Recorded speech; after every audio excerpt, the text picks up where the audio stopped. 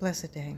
So, today I want to talk about weight loss, in particular, my own experience having at one point had over 120-pound weight loss, which is no longer, it's barely at 100 right now.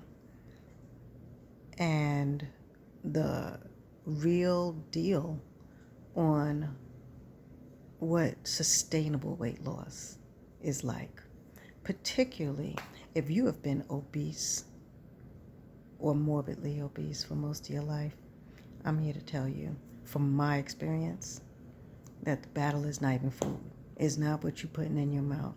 It's the thoughts, it's the attitudes, it's the habits, it's the associations, all of those things that have been channeled into and through food. It's not the food.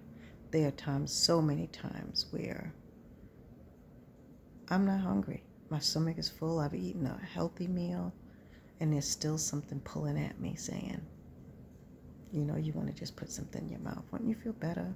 I'm bored. I'm tired. I'm angry. I'm frustrated. I'm overwhelmed.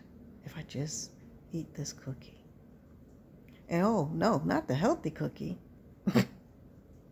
Not the good for me cookie. Of course not. I always have that option. I want the bad cookie. Why do you want the bad cookie when the good cookie will do your body better? See, it's not about food choices per se. It's about the mental and emotional sabotaging that we do to ourselves.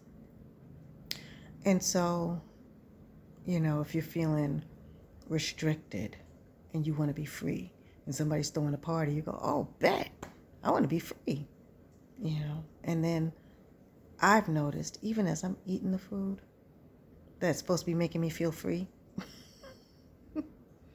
I'm not even enjoying it that much. It's just like I feel like I just need to make the statement of I can be free to eat this. Why can't I eat this? They eat this. And so the feeling of emotional deprivation is what's driving that, not physical deprivation. If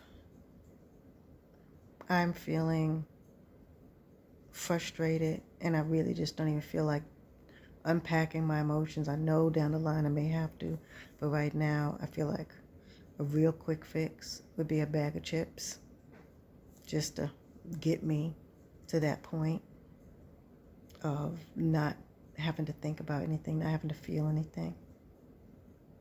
Then you'll reach for the bag of chips. Not hungry, using it as an emotional and a mood regulator. That's how those things happen. If you're feeling like you want to be a part of something, you want to feel connected, maybe you're feeling a little disconnected, you're like, oh, I'm going to hang out with my people and we just going to go to town. All bets are off today, and you feel like you want to celebrate something, and your form of celebration is doing what everybody else is doing so you can feel that sense of connectivity. I mean, there's so much that is tied to food and food choices, but the origin of it is our feelings, excuse me. And in those moments when you're making the right choice, how now you have to deal with the frustration. Now you have to deal with the overwhelm. Now you have to deal with the not feeling included in order to be healthy. Not feeling isolated because everybody else is free, doing what they want to do, eating what they want. Ain't nobody holding back. They'll eat it whether they want it or not. Nobody questions it. So you really have to look at yourself as an addict. You really have to look at yourself the same way that when you stop doing drugs or you stop drinking in excess, that your whole lifestyle has got to change. Your associations have got to change. Your synapses and your connections to this thing has got to change. The way you celebrate has got to change. And if you are of a mind where you're celebrating one way, but everybody else is celebrating another way, you can't celebrate at the bar anymore. You can't get blitzed with your boys or with your girls anymore. You have to choose those people who are celebrating the way you're celebrating, who are supporting you the way they're supporting themselves. And this is not a blame or fault, judgment on anyone. This is really the kind of choices that I think every person who makes a lifestyle switch has to come to terms with. They have to come to terms with the connections that they've formed within themselves. And they've got to come to terms with the relationships that they've formed around those connections that they formed within themselves that are an extension of that. And reevaluate that.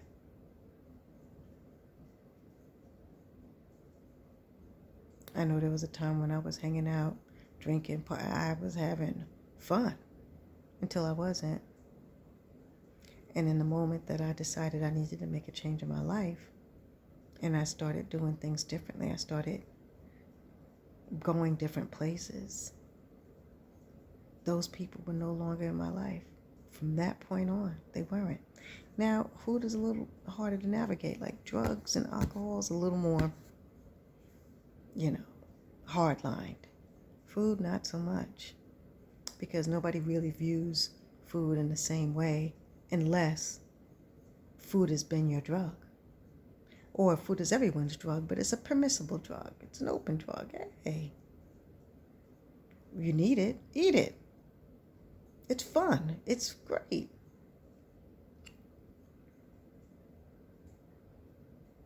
But it's a true battle for the person who has lived in this way for most of their life, or many years of their lives. It really is a true battle that so many people underestimate. They go, oh, just eat less, exercise. Just eat this, don't eat that. But eat that, but don't eat this. Eat this time, but not that time. And it is not. It is so not about that at all. So just some food for thought that we blame ourselves because we think that we're eating too much, or we're not moving enough, or we're not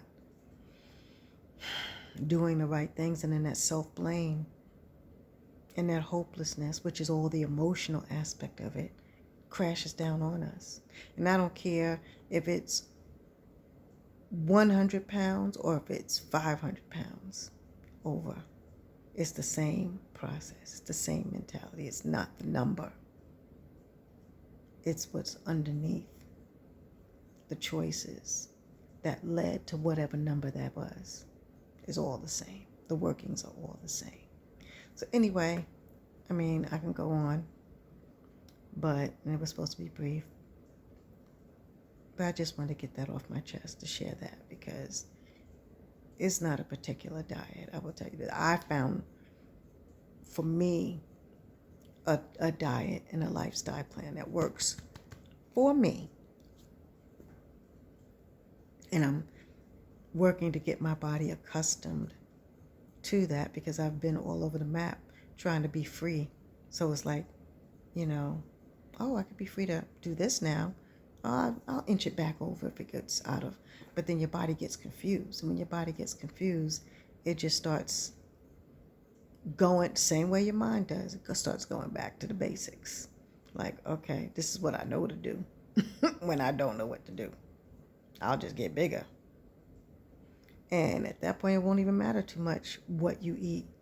Your body has like this program. People think it's so simple: calories in, calories out, exercise, and you be doing the most and wondering why this is not happening.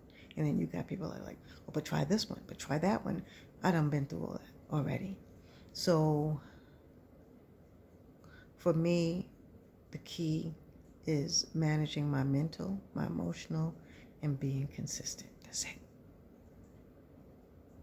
With the plan that I've chosen, which the plan that I'm happy with, which I feel is the healthiest for me. No shade to anybody else doing anything else. You got to find what you're willing to live with and live by, and even then, still struggle with the mental and emotional. But if you're just doing something just to try to move the needle for a time, that's, go ahead, try, go for it. I've been there. Maybe you'll have better success. But if you're not dealing with the underlying stuff, all the underlying stuff, you're going to stay right where you are or get worse. My perspective, my experience. So every day, I'm working my plan for health, for vibrance, for vitality. That's it. That's it.